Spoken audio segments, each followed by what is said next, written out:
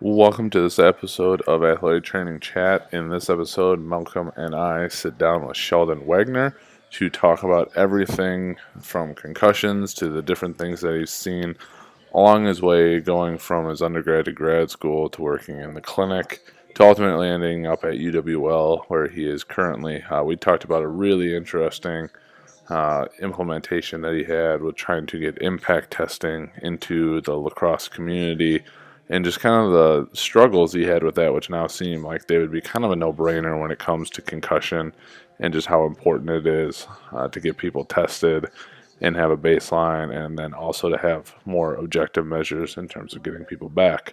We also talk about throwing mechanics and how Sheldon got into that, as he is kind of our local guru when it comes to those mechanics. Definitely at UWL, we'll turn to him for those different things. So there's a wealth of knowledge in this episode, and we hope that you enjoy it. And as always, to check out all our episodes, go to athletictrainingchat.com. Follow us on all the major social media outlets.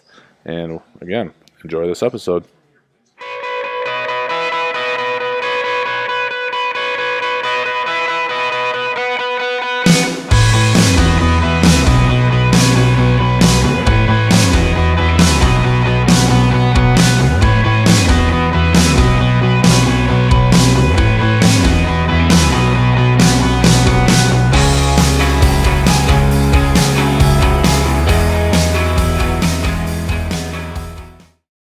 All right. Well, welcome to this episode of Athletic Training Chat. We are sitting in Sheldon Wagner's office on this lovely winter day at UW-La Crosse. The sun's out at least, so that'll help melt the 6 inches of snow we got the other day, but that'll be good. We're here to just talk with Sheldon. We think he brings a lot of unique insight, especially when it comes to concussion and impact testing. We'll dive into that and just kind of the path that he's gone through in his career and how he's ended up at UWL, and we'll just see where it goes. So just Sheldon, brief background. Welcome. Thanks for having me. I have a feeling this will be one of several that'll occur on this thing over the course of hopefully years. So this is I'm now in my 5th year here at UWL.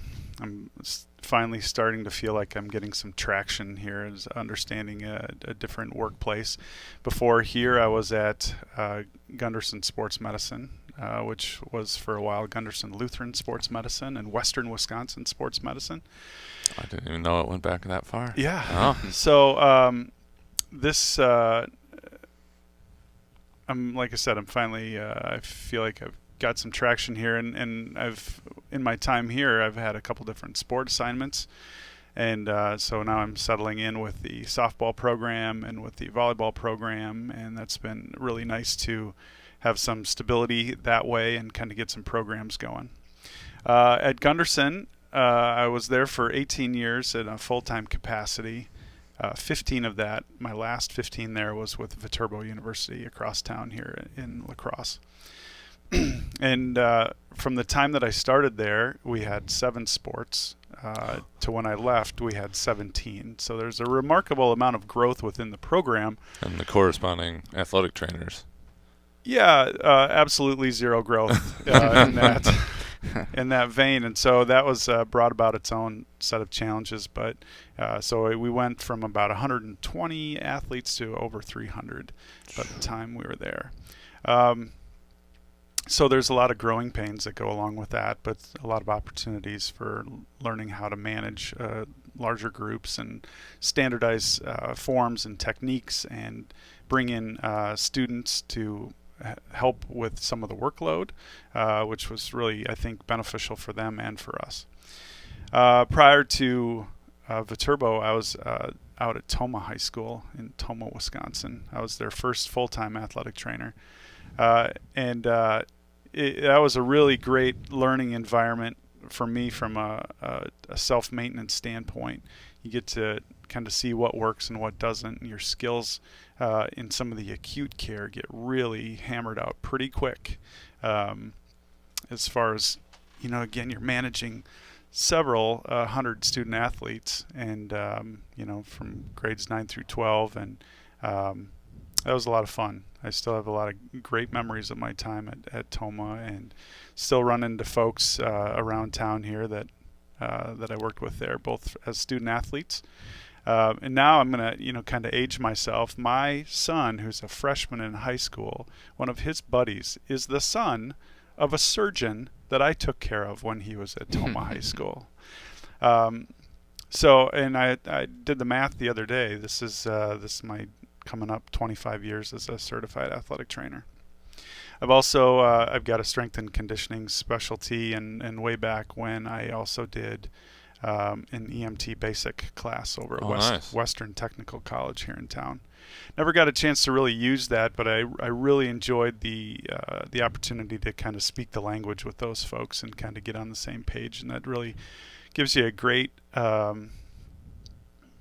opportunity to collaborate with the emergency side of medicine, and kind of laid the foundation with some of the things that have taken place since then. So I did my undergrad at Gustavus Adolphus College in lovely St. Peter, Minnesota, pre-tornado. And a lot of basketball camps there. Yep. Week-long basketball camps. Yep. Gusty, yeah. I did a football camp there when I was in high school as well, and that was kind of when I first fell in love with that campus. And then I came here to UW-La Crosse for my master's in human performance. So okay. That's kind of the snapshot. Otherwise, I'm the youngest of 10 kids. That's kind of one of my trivia questions, and I think that lends a different perspective than what a lot of people have as far as, let's all work for the good of the group. That means different things to different people. When you're the youngest of 10 kids, that means a lot, because you're not just representing yourself, you're representing a dozen other people in a household and beyond that. So you screw up, things circulate pretty quickly. And you don't hear about it once. You hear about it a dozen times. Right. So we try to minimize mistakes if at all possible. So. Well, to kind of jump into the first topic that we wanted to talk about, concussion's obviously a hot topic and will continue to be, I gotta imagine, forever until stuff significantly changes or we find the next thing. But now it just seems like a no-brainer to do all the testing. It should seem like a no-brainer, would say it that way, just because there's still people that haven't quite got there yet. But just even talking about it before we hopped on the episode, how far back that goes with you and how you were instrumental into bringing it into the region now, and how that's evolved and continued to the point that obviously it's been at UWL with impact testing specifically for years and years, but you had referenced that it wasn't as easy as a sell as you think it would be these days, and I just find that fascinating. Again, given the context of these days, the current time versus I'm not even sure how long ago that would be. Is that? Well, we talk about in medicine it takes like a decade to have any type of paradigm change where we have to. I've heard that's on the shorter end. That's on the shorter end, and we're about, I would say, 12 years or so, at least in this part of Wisconsin, where we've really kind of changed the way that we looked at things. For years as a high school athletic trainer, and I tell this to the classes, the first aid classes that I teach, is that, in the old days, a kid would get concussed on the sideline of a football game. You'd see them, and if you thought they looked good in 5-10 minutes, you'd put them back out there. But I can tell you that I never felt good about it, and so there was always this hesitancy, and you didn't sleep well that night, and you put the kid back out there, and then you'd only watch that one kid, and it was really just not a great way to practice or feel good about it. So I always kind of knew that there was more to it than what we had going on at the time. And at that point, there was probably somewhere between 2 and 3 dozen different protocols of how you would handle somebody with a head injury. And so you'd be, was there a loss of consciousness? And that was a big marker at the time. There's a lot more like grading scales. Yeah, exactly. from what I can tell, effectively been phased out. Right. To a certain extent. Right. Yeah. They've just kind of been upgrading and passed by. And so I had an opportunity to go out and volunteer at the Olympic Training Center in Lake Placid, New York. And you rotate through, there's kind of stationary staff there, and then there's volunteer staff that come through. And one of the physicians that was there was Chip Burke. He's the team doc for USA Hockey and was with the Pittsburgh Penguins. And I had heard about this IMPACT program, and because it had been kind of in development from the Pittsburgh people, kind of from the Pittsburgh Steelers, kind of was that corner of the state was managing this program, but I hadn't seen it yet. And Chip had a copy of the test on a laptop, so he's like, "Here, you got to try this out." So I got to take the test, and then I came back, and I said, this technology, this idea of doing a baseline test, it's cumbersome, but I think this is going to be the next big thing, and we should really consider, what are we doing here? Is this really a best practice, what we're doing? Our little pencil paper things, is this really accomplishing what we wanted to help us with good clinical care of head injuries? And so at that point, the program, it was kind of a standalone program. You had to load it onto a laptop, and you had to carry a laptop and put it in front of a kid. And so they were just starting to do more mass testing at the point. And I told the folks at Gunderson, I'm like, we need to either get on this train or we need to get run over by it, because this field, I think, is just going to continue to blossom based off of the early stuff that they were learning off of those tests. And so, there was some folks that were ready to go and really open to the idea and very supportive, and there was other folks that were rightfully cynical about it, and we put a lot of effort into kind of bringing some of the testing here, and work through a lot of technical issues, and then kind of some turf things with some of the neuropsychologists in the area, and but we started doing some good collaboration, and we kind of took the idea that if you wanted to accomplish something, we had to do it for the good of the kids that we're working for, and so we looked past institutional boundaries, and we started working with the folks at Mayo. We started working with other communities, and by the it was probably that was 2001 when I saw it at Lake Placid, and I knew that from being able to roll it out, we needed to have it be more nimble, and so we could do mass testing online, and that was about 2007. Okay. And so that was really when we started rolling some stuff out. I tried it for a year at Viterbo. I had already been there for a couple of years, and that kind of worked out some bugs, and then we rolled it out to a handful of high schools in town shortly thereafter, like the next year. And that's where it really took off. And we put a lot of effort into the marketing of it, but really where the gold mine was getting in front of people and doing the education. What is a head injury? Right. And we changed our own definition of what we were looking at and what we were calling it. We tried to do away with the bell ringer terminology, and we tried to get past the idea that you had to lose consciousness to have a head injury. That you don't even have to have a blow to the head and have a concussion. Right. So these were all, it's 10, 12 years ago, but these were big hurdles to overcome. And pretty soon we had a lot of community-based things. We had train the trainer type meetings. I was having meetings with family practice physicians and ER docs and other universities. We'd take the show on the road, and we'd go and teach other athletic trainers in Southwest Wisconsin. And we kind of built this nice network, kind of developed our own sideline evaluation tool as far as the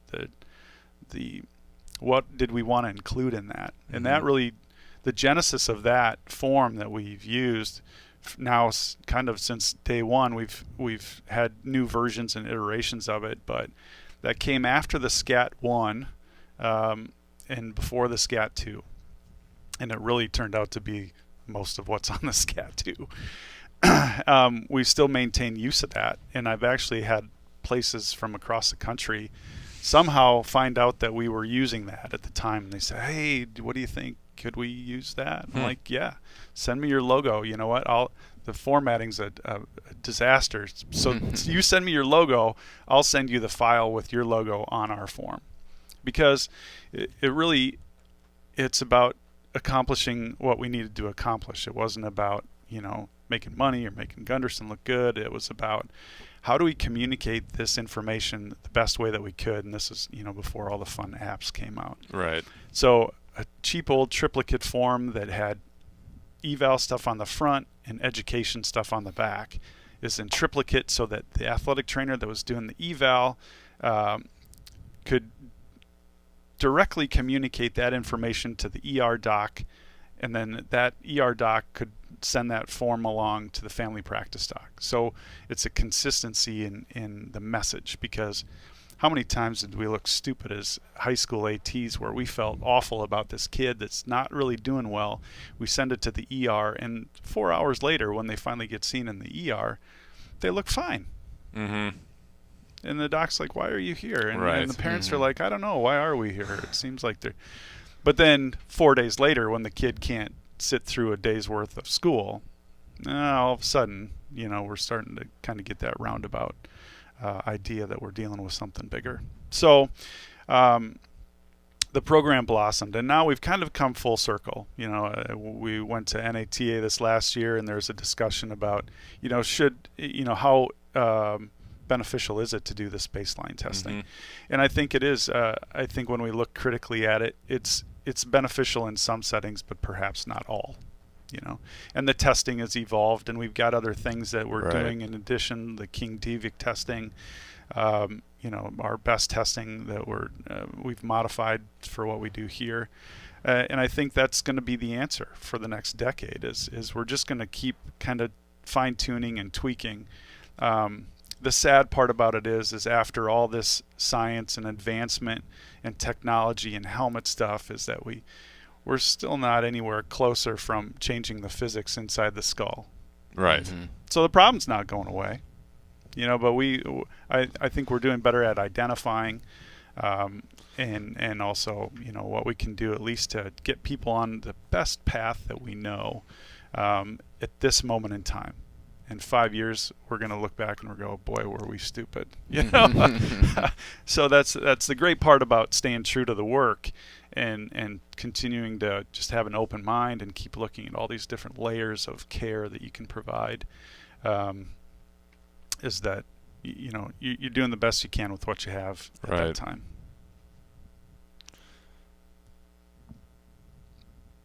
Yeah, it's going to be weird in 5 years. I know I've had colleagues that I've worked with that assume like football is not going to be in their lifetime, and they're 15, 20 plus years older than me. So adding on a little bit, but just how football won't look the same. Right. Because when you ultimately get down to the root cause, like, is that just an assumption of risk? Because you could probably eliminate most sport concussions by taking, or at least a majority of them. But yeah, I'm curious about the objective blood markers. Right. That'll be, to me, that seems like the next wave. Yeah. I don't know what else you're going to be testing short of like brain scans. I know there's I don't know what it's a specific something G scan of it that they're coming out with, like portable ones. I saw that at NATA. That'll be interesting. Yeah. And then the lab work. Brain scope, was that the name of that one? Could be. Yeah. That'll be interesting, because Right. even like the monitoring things, with the helmet sensors and the mouth guard sensors, like it's all well and good, but it's just telling you that the damage happened. Right. It's not a preventative, which how can it be? But right. If I'm going to lay some predictive money down, and I think with what we're learning about CTE and I gotta imagine that there is going to be a genetic subset that we will identify that will have some people be more susceptible than others. That wouldn't shock me at all. Yeah. And so then it kind of comes down to, do we want to identify that, and do you want to listen to it? If you're somebody who would really love to play combat sports like that, but you've got that genetic predisposition to an early Alzheimer's or CTE type plaques and stuff like that, is that really worth it to you? I'm curious on the nutrition side when you mention that stuff too, just from multiple different scopes. Like ketogenic diet is a huge thing now, but just like the healthy fats and the it's not overdosing. Don't get mad. But the focus on omega-3s and like these quote unquote good fats that would occur, and helping potentially repair that, right, or at least be preventative to it. We were talking earlier about there's some evidence with creatine moving completely out of the performance realm, but there have been research on it in terms of like Alzheimer's, just with the function of the brain and the health of the tissue, and could that then play into the role of this? Creatine can move away from the dark ages of what people assume of it, and just become a thing. And it's going to be really, really interesting. Yeah, I think with where we are too from a nutrition standpoint at this moment in time, how much more we're learning about that, and how the idea of certain foods, being protective or activating in traits and triggers and cancer causing and all that. That whole realm is really exciting too. You want to talk about genetics? Yeah, like you were saying, like finding genes with are you more susceptible or not. Do we then go and look at the foods that you actually can respond to? Because you may take the omega-3s out of an almond so much better than me, so you can't dose me the same way we would dose you in terms of that. And so, if that ever takes hold and becomes affordable, I mean, just the personalized care that would be, wow. Mm-hmm. Yeah, it'll be a whole different landscape of what people could accomplish, both from a health maintenance standpoint to an athletic performance standpoint. Right. It's a whole nother level. And I think we'll see, I could see that in the next, 15, 20 years. Yeah. I I think completely agree. On the cusp of a lot of really cool things. Science. Pretty cool. Yeah, right. What do you got, Malcolm? So I know we kind of touched base on it, and obviously we made a lot of like big jumps in concussion care and evaluation, but where do you see things going, and where would you like to see them go in the next, say, 5-10 years then? I think we kind of dove into that a little bit, and then from here I think it's a matter of scale. You've got genetic testing that's already out there. Mm-hmm. Are people choosing to do that? As an aside and somewhat interrelated, my wife and I did the 23andMe genetic testing, and we just kind of did it just kind of get some family history and to kind of figure out some of that. But the more data points they collect, and they can start to identify more associations with your living habits, in the food and that type of thing. I think that's really going to become more accessible to people, and you'll have your, we spoke about this earlier today about, home testing. Right. And I think that stuff's really interesting. I think there's got to be some caveats and how much stock people are going to put into stuff. Well, how much information is too much information? Exactly. How much do you want to know? You're starting to, at least I've seen it more like MRIs with low back pain specifically, like. Mm-hmm. Yeah, it's there, but what does it mean? Right. If it doesn't, and that, we're treating you, not your MRI, but do we already do you a disservice that, we think it's a disc. Right. The MRI shows it's a disc. Doesn't necessarily change anything, but now that it's in your mind that it's a disc, like you almost have to approach it from that range and say, this doesn't change anything, this is fixable, but now I got a bad back, and you've got a mindset. So it'd be curious on like the genetics thing. Is it, well, I'm predisposed to this. Like, do you like self-manifest that? You don't even mean to. Right. And Yeah. so while information can be good, it can be very dangerous. Right. You have to be in I think, a pretty mature position before you engage in that. Right. And that's, maturity and good decision making in our current culture is not not always congruent. Just Hashtag Twitter. yeah. So then, if we ever get to that point where genetic testing shows people are like predisposed to like things like CTE, do you think there'll be like a decrease in sports participation, like with contact sports, or do you think it'll be just another? I background think information? you'll have certainly a subset of the population that'll just say so what, and they'll go on and they'll keep doing what they're doing. I think there's such a strong culture and bloodlust, in this country and in our humanity. I don't see combat sports ever going away completely, but I think you do see probably a bigger cross section. It's kind of like the exodus that we saw in youth football, Right. But you can also, there's evidence to the contrary, where football is a way out and a way up for, some. As long as there's section. money to it. Yep. As long as there's, yeah.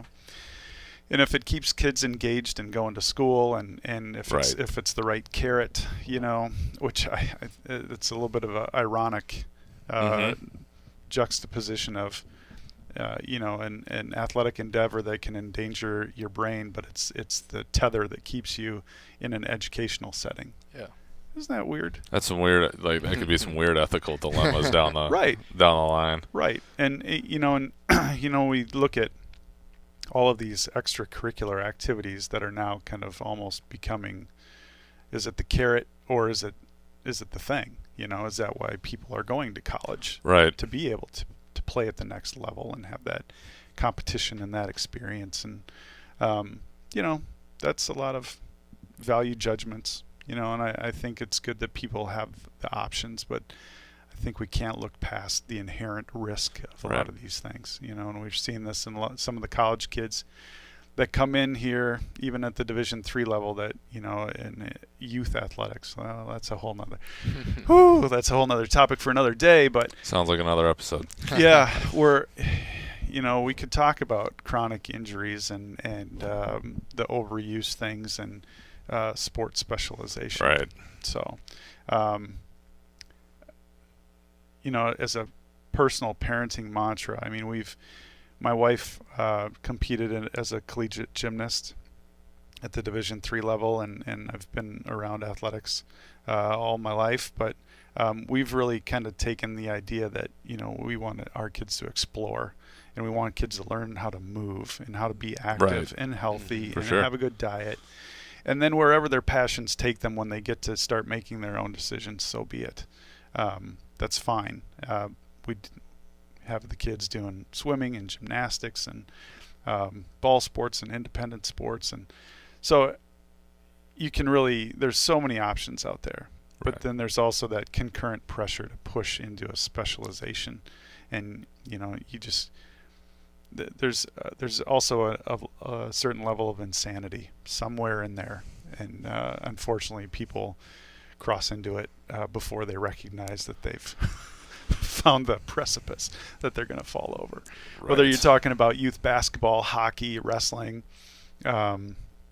show choir, it's all there's so much out there for folks, and we do our best to try to implore people to stay balanced, and that's I think that's a huge just point of view, and coming back to the old wellness wheel, you try to pay attention to all the different aspects of your life, and that's kind of what's going to keep you healthy and happy, is just maintaining balance. That had nothing to do with what you asked about, but that's where we finished. There you go. We had too many topics, so like I said, we'll have to do another round, but I did want to get into your shoulder and kind of throwing mechanics before we get into the athletic training chat questions. Probably should have known that concussion and that would probably take up a significant amount of time. We could go on for hours, I'm sure. All good. How did you get started in that? And then from there we can kind of dive into, how, like, what would you recommend for people to do it? I've heard from different people that are very good at it, like their recommendations. I'm curious as to what yours are. Right. Because speaking of sports specialization, Yeah. You talk about arms of little leaguers, and Right. I've heard stories of people trying to purposely throw out their arms so they can get Tommy John to Yep. strengthen it up. Just It's out there. speaking of the insanity of it all. It's out there, and yeah, it's a lot of misconceptions out there, and a lot of well-intentioned people with not enough information.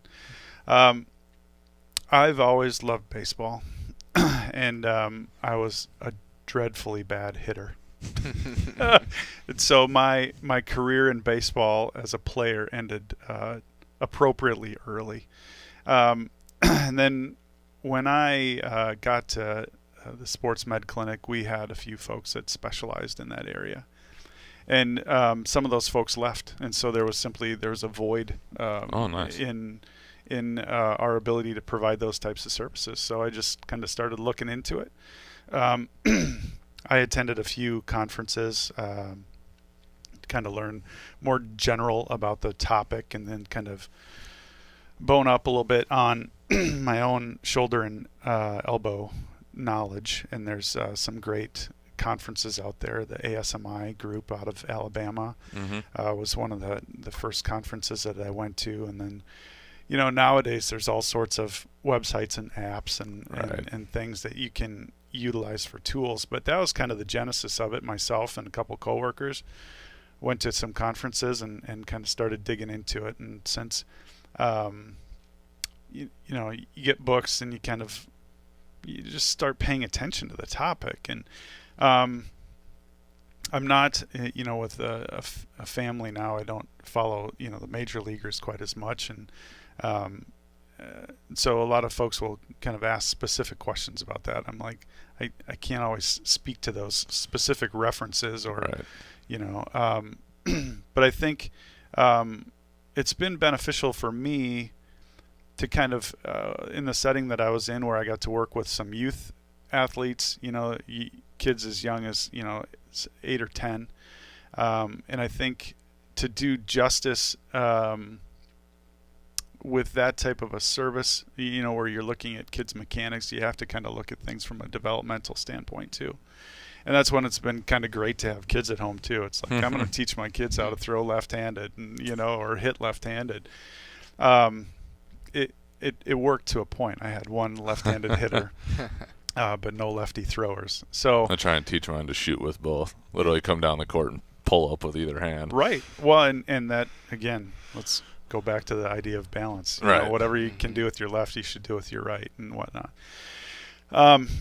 So, as far as for me kind of gaining experience in that, it just kind of comes down to opportunity matching up with the background that you have. So we did a lot of stuff in clinic with athletes that were post-surgical, and so then you're having to reteach some movement skills and patterns, and in trying to reteach folks that have been doing things for a long time, but obviously became pathology creating patterns. And so you have to say, you know what, we don't need to change things whole hog here, but we do need to make some modifications, get you stronger in different planes, and work on your footwork and utilize core muscles that you weren't using before. Right. If you got somebody that was throwing all arm or with no follow through or something like that. And it really kind of, the longer you're in it, you start to see the patterns emerge, and that's kind of when you start to feel like you're getting good at it, when you've seen enough, you've seen a critical mass of throwers that you can go. Eventually, that type of mechanic is going to lead to an anterior shoulder problem or a posterior shoulder problem.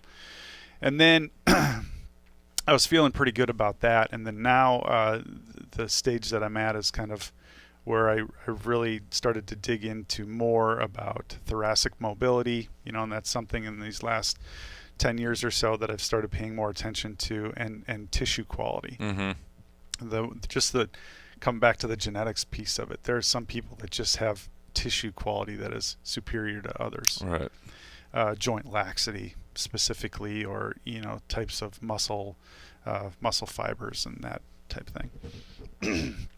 So I think for anybody that wants to get involved in it, I think it starts with just educating yourself first on, in whatever way is your preferred learning style. I like to go to conferences because that's where I get jazzed up with new ideas. And I come back and I'm enthused to go back and do some more homework and then look at things kind of with a different lens. And then I'll read up on it and dig into different websites and different opinions, and then I'll go back to the people that I was learning from and say, what do you think about this? Right. Am I just seeing this? Am I imagining this? Or what do you think? And sometimes that's where, the grassroots of a new idea will emerge. But you can see on my bookshelf, I've got some throwing stuff there, and I still look at stuff online. I like to, follow guys like Eric Cressy out east, and there's an interest level there, but there's for newer practitioners, there's also kind of some caveats. That guy gets to work with the guys that are already genetically superior, and so what you see in some of these websites and what you read, it doesn't always apply to your population. Yep. If you're working with kids that don't have the base arm strength, they don't know how to use their core, they should not be doing some of these advanced workouts and med ball tosses and whatnot. You've got to start from a developmental level, and what are the basic movement patterns that we need people to have, and teach them to have an awareness of their body. When I was working more with the high school kids in the clinic, I would tell them, and their moms would always love this. I said, if you want to do anything outside of your sport that will help you in your sport, here's my 2 favorite things. Number 1, yoga, and I practice this now myself, so I've kind of come more full circle on that idea. But it only reinforces the idea of balance from front to back, side to side, having an awareness of where your body is in space.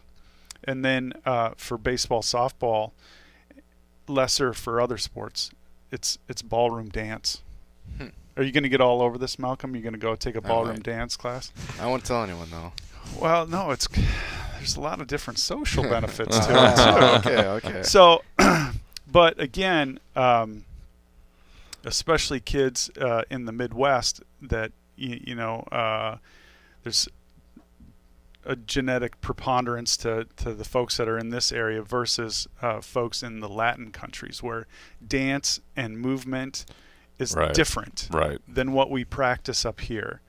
And the thing about it is there's certain hip movements and hip control things, pelvic awareness and core strength, that you start to learn when you're doing different dance steps, especially like ballroom and Latino dance, that you just can't, it's really hard to teach otherwise. But then it also speaks to a higher athletic ability. These great athletes, they know how to move. They know how to control their body. They know where they are in space. And so those are outside things that I think well-round a person, both physically and emotionally and cognitively, and from a body awareness standpoint, that I think if folks want to kind of dig into something kind of off the grid a little bit of what the normal athletic things are, it's not just about throwing med balls around. It's not just about your Olympic lifts and doing your 10,000 dead bugs. Eventually the dead bug we'd like to see get off the floor, and we want to see them up in space and moving and utilizing their full athleticism. And I think that's a good lofty goal, and there's a bazillion steps in between the start and the finish, but that's a great path to work off of. I couldn't agree more with the basics. Even when you just see it here, all these, I found this online and so is doing it. It's just great. Yeah, Yeah, but you can't XYZ. You're talking about so and so who's so much further ahead of you, and Right. never in a demeaning way, but it's just like there's a reason they're there and can do those things, Yeah. and you're here. Like, and that's not wrong. Right. Well, it doesn't mean anything bad. It's just Right. it's context. It's always got to come back to the context. It really is, and because you'll you've always got, I have in my mind a mechanical efficiency model that I would like to see the throwers achieve, but then when you watch a professional athlete that doesn't have those, Right. it's like, well, it's working for that guy and he's doing it wrong, quote unquote. Right. But yeah, you're not Randy Johnson. You're not 6 foot. And it's 7. all individualized. Right. Yeah. Right. And I wouldn't purport that we all need to be the same, but that's why I don't pretend to know everything. I have a model that I think Right. works for a lot of people, but I'm always looking to learn why it doesn't work on that one. I've used this example more than I should have recently, but I heard it on a podcast. They were talking about, like range of motions and like, what's normal. Right. Like, what is normal? And they were talking about basketball and talking about Vince Carter and how he may not even get back to 0 degrees for dorsiflexion. Like, he just Right. doesn't have it. Like, if it's 0 and he's neutral, he's good. Mm-hmm. But you talk about a guy that's obviously jumps out of the gym or has throughout his career, but also has not really ever been injured. Right. But, we're talking, you got to have ankle range of motion. Yeah. Like, you have to. Yep. You think Vince Carter can get into the perfect, glute to heel Right. squat or, below 90 with a bunch of weight? I doubt it. Right. Has it affected him? I would say probably not. No, he's and doing okay for himself. we probably would have screwed him up trying to get him to do it. So, Right. like you said, those just anomalies that Right. for some people it just works Bell-shaped curve. until it doesn't. Yeah, exactly. If it doesn't. Right. Everything's good until it's not. Right. Well, shall we jump into the athletic training questions? Sure. You want to go on the first one? Sure. So as far as what does an athletic trainer mean to you? Being an athletic trainer. Loaded question. It is. It is. I mean, for me, I went to a liberal arts undergrad college. I fancy myself to be a well-rounded person. I like to do things both in the athletic realm, in the medical realm. I like the education piece that AT provides. And I think that there's, in my role, when I'm feeling good about it, there's a seasonality to it. I like to kind of deal in seasons and cycles, and so being in an academic setting is a little bit more healthy than for me than being in a clinical setting, physician extender role that I've done before. Just because it kind of allows for kind of ebbs and flows in your natural life, and when we live here in the Midwest, that seems like a natural ecosystem, Right. to function in. You can't just grind all the time and not have some time away. So I love the variety that AT provides, and I I think about this sometimes of people have their idea of what art is. We talk about athletic training being an art and science. I remember watching very specifically this volleyball player that I worked with at Viterbo, and when she jumped up into the air, her ability to achieve athletic perfection was it took my breath away. It's like poetry. Mm-hmm. And so when you get to, if you're somebody that appreciates poetry and you read something and it reaches you, you're like, this is it. Found it.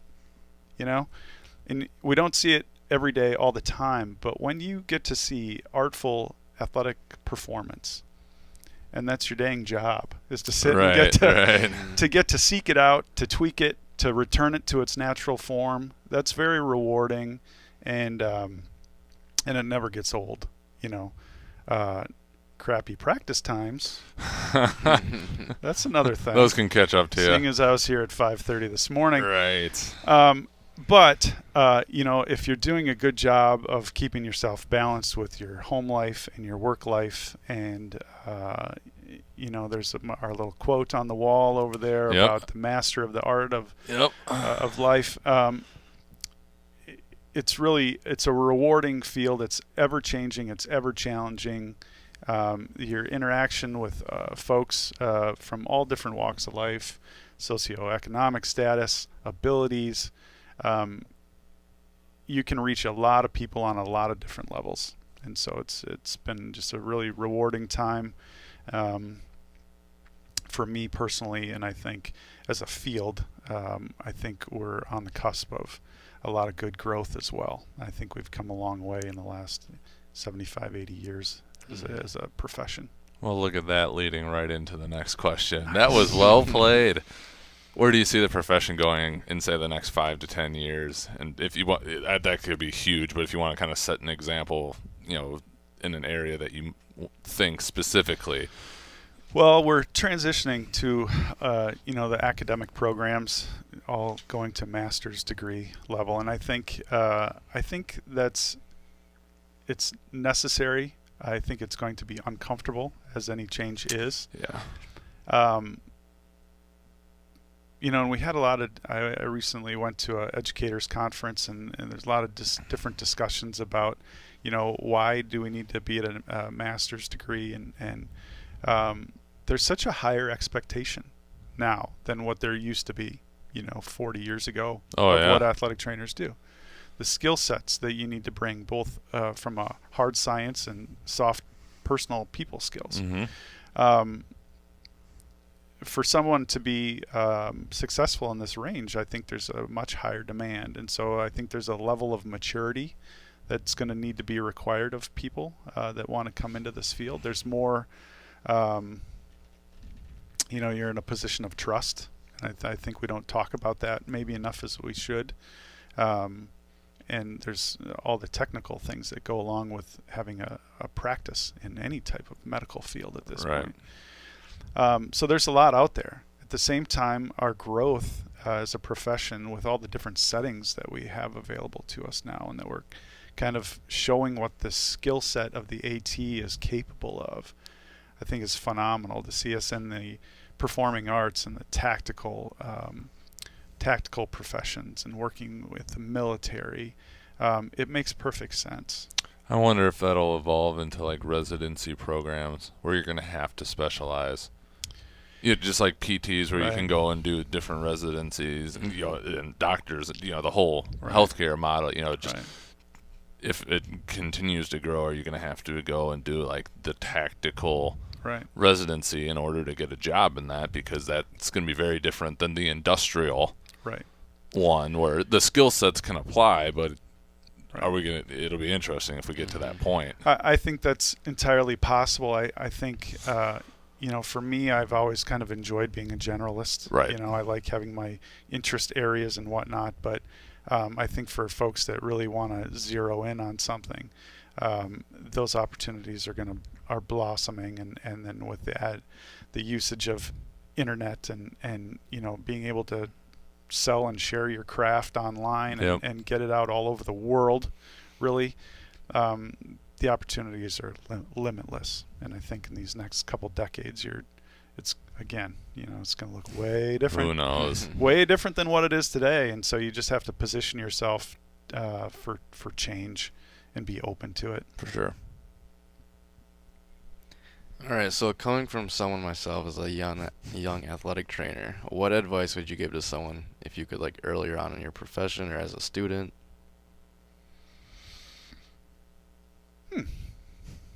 Well, there's advice I'd give to you personally. We'll talk about that after. Off the record. I think the earlier you identify what your values are, and the more that you can just remind yourself of those, I think it starts to shape the way that you practice. And so I think sometimes in different settings, and you're seeing this in all different walks of life, and it blows up in our face all the time about people kind of not living up to their professional expectations. And I think it's because people kind of they take their eye off the ball. They start worrying about the money. They start worrying about notoriety, how many likes they have on social media. You have to be careful about, where you're putting your attention. And if you want to eventually be happy, from a professional, personal, financial standpoint, I think it'll all kind of fall into place. If you keep your eye on the ball, you keep a values-based approach to what you're doing, you focus on the work, focus on what you want to do, the problems you want to solve. The rest of it falls into line after that. And so if you, you worry about the patient in front of you, and you do right by that person, and you do right by your family that's waiting for you at home, you'll be fine. I like that one. That's a good one. What has been one of the more influential resources that you found in your career? Influential resources. I think it's the network that you build around yourself. I think if you succeed, surround yourself with quality, high caliber people that are excited about what they do. Oh, I couldn't agree more. It makes things fun. You want to get up. You want to go to work. You want to work on projects. You want to kind of, when you have a little success, you want to show it off a little bit. And I think if I have a strength in athletic training, it's the network that I've surrounded myself with. I don't pretend to be good at everything, but if I identify something that I know that I can't help with, I know one or two people. I got a guy. Right. Know a person that can get you to the thing. I got a guy that I want you to see, and then I think we're going to be in good shape. Right. Because you're never gonna. People get themselves in trouble when they kind of put themselves in a silo, or they try to do too much themselves. It's not right for them. It's not ultimately right for their patient. So, what resource? All of the resources. Anything that you have at your disposal, and it's usually more than you think. Right. It's the books on your shelf. It's the colleague, the classmate that you had 5-10 years ago. It's the internet and all the resources that are available there. So if you feel like you're stuck and you don't have the answer, then you just haven't looked. Mm-hmm. Right. Yeah, very, very little out there, especially around us, that hasn't at least been looked at to give you some guidance. Right. No, that's good. Alrighty, so one of our last questions then. If you could change or eliminate one thing, such as like modality, common practice, in the field of athletic training, what would it be? I wish all pants had expandable waistbands. Because we're stuck wearing khakis all the time, and maybe that wasn't where you were going with that question. I could honestly, and for myself, say that there would be times that would be and thunder thighs over here. Well, right? it comes down I go to through a few pairs a year. Comfortable shoes and pants that don't split open when you're trying to demonstrate something. There you go. So, I know that the science is out there. I know that we'll get there someday. So ask the question again, because I should come up with a better answer than that, even though that's the best. So answer. in the field of athletic training, if you could eliminate anything, rather like a common practice or like a modality or something about the field that you generally just don't agree with, what would it be? I can think of one for you. Yeah, go ahead. With overhead athletes, stop stretching into external rotation. Yeah, that's a peeve. In most cases. In most cases, it's not. It doesn't apply for everybody, but yeah, it still makes me. It's cringeworthy to watch practitioners actively try to dislocate someone's shoulder for them. It just. I was going through that MSK ultrasound one that we got. That side note, we'll share. Right. But just looking at it, like, it's just a different way of seeing it because they're actually taking you through the exam and you're identifying all the rotator cuff tendons and whatnot, and you can see it moving under it, and you can just, it gives a whole other view of it. Right. And as if it's not cringeworthy enough seeing it in just real time, but like Right. truly seeing what's happening, Right. you're just like, Yeah. oh, Yeah. you know, just the winding up that you're forcing those Right. muscles and the tendons to go through. And We already know that that overhead throwing is not a natural motion for the human shoulder, and when we, yes, it might feel good momentarily, but you know, there's a lot of things in life that, you know, might feel good momentarily doesn't mean that it make a good decision. Yep. Wow, there's another whole show topic Yep, right yep, there. yep. So yeah, it's the mantra, just because you can doesn't mean you should. Right. And so yeah, that's a good example, and of, you know, how we can, I think, yeah, let's just leave that one right there. There you go. Anything else that you would want to share in closing? No, this was great. I love it. I'm looking forward to hearing other people's time on the chat here, and thanks for the invitation. With that, if anybody wanted to follow you, see where you're going, if you want to share, I'll leave it up to you what on the socials, or if they want to get in touch with you, again, leave that completely up to you. Yeah, you know, I've started to become a bigger fan of Instagram, and so I'm periodically posting some stuff up there. Twitter, I was doing some stuff more work-related topic specific things on Twitter once in a while, but otherwise email or phone call is good here at UW-La Crosse. There you go. And we'll link up to that if you don't mind, and Absolutely. save people maybe a couple clicks through the UWL website. Yeah. So. I try to be accessible, so the door's usually open. So Awesome. Perfect. Thank you, sir. absolutely, thank you. Appreciate it.